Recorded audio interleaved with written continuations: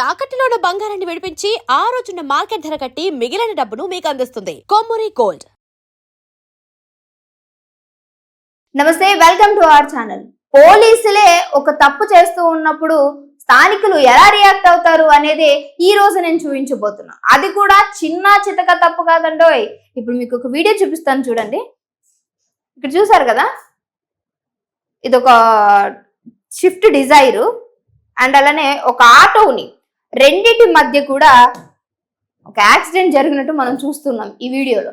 అసలు ఆ యాక్సిడెంట్ చేసింది ఎవరో తెలుసా? ఆ షిఫ్ట్ డిజైర్ ఎవరిదో తెలుసా? ఏదైతే అడ్డంకి అనేటువంటి శంకరవరపాడు అనేటువంటి గ్రామంలో ఇద్దరు పోలీసులు వీళ్ళు వెళ్తున్నటువంటి వాహనాన్ని ఒక ఆటోని గుద్దేశారు. మరి అక్కడతో సరే, ఎవరికన్నా కామన్ గా తప్పులు జరుగుతూ ఉంటే బహుశా అక్కడ కూడా అలే జరిగింది అని చెప్పేసి అనుకున్నారు. సో గుద్దేసిన తర్వాత అతి దారుణంగా వాళ్ళ యొక్క బిహేవియర్ అనేది సరైనటువంటి తీరులో లేదు అని కూడా చాలా మంది అక్కడ ఉన్నటువంటి స్థానికులు ఆగ్రహానికి వ్యక్తం చేశారు. సో ఆపి ప్రయత్నించేటువంటి, అంటే వాళ్ళకి న్యాయం చేసే ప్రయత్నం చేస్తున్నారు. అదే క్రమంలో ఇక్కడ వాగ్వాదం నడుస్తుంది. చూసారు కదా ఇక్కడ ఎంతమంది.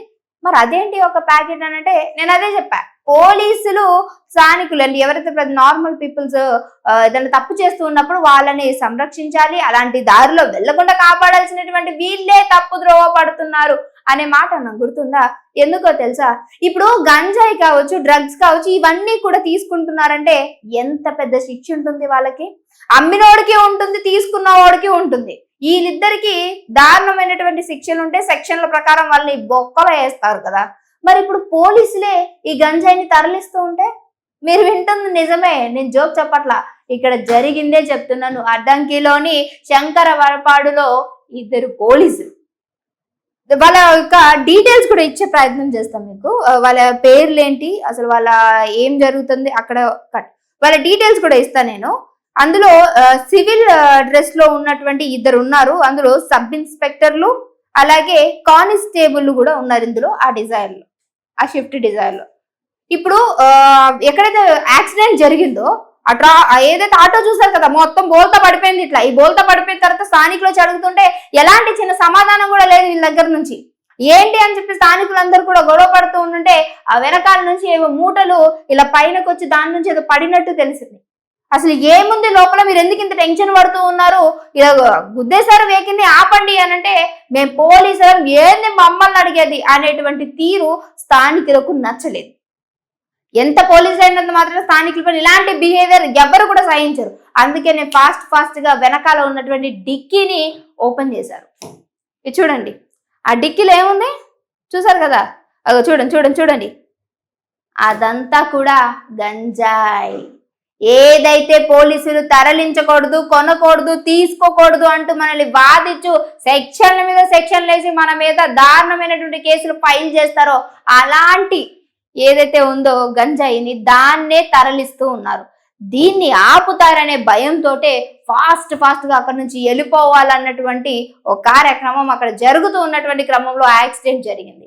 అది జరిగింది కాబట్టే ఇక్కడ వీళ్ళ భాగోతం బయటపడ్డది.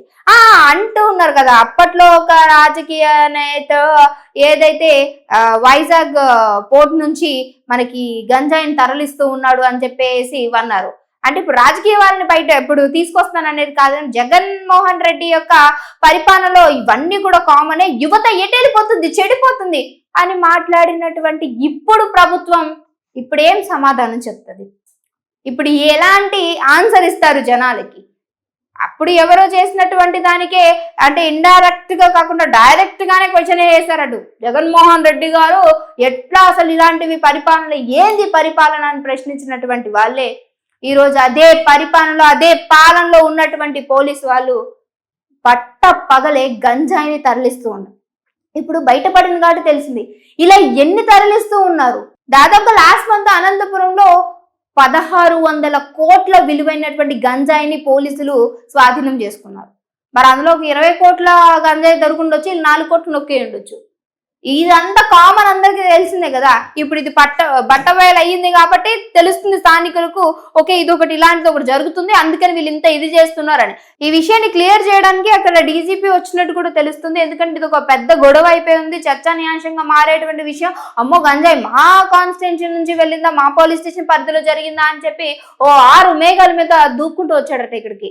అండ్ అలాగే ఇది ఎవరి కాన్స్టిట్యున్సీలో ఉంది అని అంటే మనకి అద్దంకి నియోజకవర్గానికి సంబంధించినటువంటి గొట్టిపాటి రవికుమార్. అక్కడ నీటిపారుదల లాంటి ప్రాజెక్టులకు సంబంధించినటువంటి ఏదైతే చూసుకుంటూ ఉంటారో, అలాగే ఈ ఎలక్ట్రిక్ కి సంబంధించినటువంటి శాఖకు సంబంధించినటువంటి గొట్టిపాటి రవికుమార్ ఆయన యొక్క కాన్స్టిట్యున్సీలో ఉన్నటువంటి ఇలాంటి పోలీస్ స్టేషన్ పరిధిలో ఈ విధంగా జరగడం అనేది స్థానికులు నిజంగా కూడా ఆగ్రహాన్ని వ్యక్తం చేస్తూ ఉన్నారు. ఖచ్చితంగా నోరు వెత్తాల్సిందే, ప్రశ్నించినటువంటి వాళ్ళకి సమాధానం చెప్పాల్సిందే. ఇది ఎక్కడి అన్యాయం? ఎందుకనంటే ఇక్కడ చూస్తున్నారు కదా మీరు, ఆటో ఎంత దారుణంగా పడిపోయింది, అందులో ఉన్నటువంటి వ్యక్తులకి ఎంత గాయాలు అయి ఉంటాయి. దాదాపుగా 2 కిలోల గంజాయి, అలాగే కొన్ని మద్యం సీసాలను కూడా అందులో స్థానికులు గుర్తించారు. అరే నాకు అర్థం కాగడతాను, బేసికలీ జనాలని మీరు ఇది చేయొద్దు అది చేయొద్దు అంటారు. ఆ మధ్య కాలంలో కూడా కొన్ని విచిత్రమైనటువంటి సంఘటనలు చూసుకుంటూ ఉంటాం.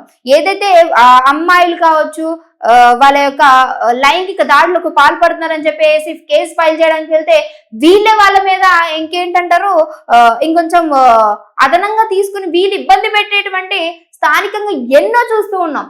అలాంటి క్రమంలో ఇప్పుడు నిజంగా కూడా ఈ యొక్క విషయం ఏదైతే గంజాయి ఉందో దరిద్రం అసలు ఇది ప్రశ్నించాల్సినటువంటి పోలీసులు దీనికి సంబంధించినటువంటి వాళ్ళని పట్టుకొని నిజంగా కేసు ఫైల్ చేయాల్సినటువంటి వీళ్ళు ఒకవేళ ఇప్పుడు 2 కిలోల గంజాయి అలాగే కొన్ని మద్యం సీసాలంటే ఎవరో తరలిస్తుంటే వీళ్ళు పట్టుకున్నారనుకుంటే అది పోలీస్ స్టేషన్ పరిధిలో ఉండాలి, కానీ ఇలా బయటకు ఎందుకు వచ్చింది చూడాలి. మరి ఇందులో ఇంకేమైనా అప్డేట్ చేస్తే డెఫినెట్ గా మీ వరకు తీసుకొచ్చే ప్రయత్నం చేస్తాం. అంతవరకు వాచ్ టు వి మీడియా.